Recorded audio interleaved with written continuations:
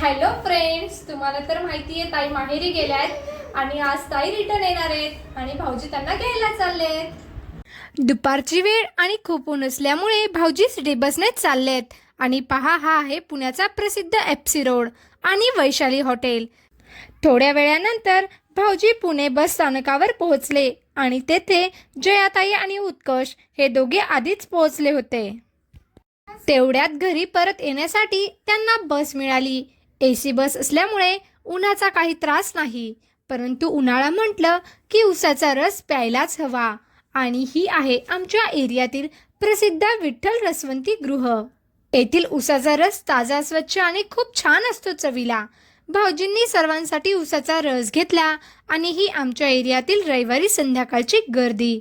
या गर्दीतून वाट काढत ताई आणि भाऊजी घरी पोहोचले.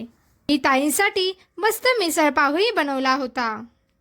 ताई घरी आल्या, ताईंना खूप भूक लागली होती त्यामुळे मॅगी बनवली आहे. आणि ताई कशी झाली मॅगी? खूप छान झाली.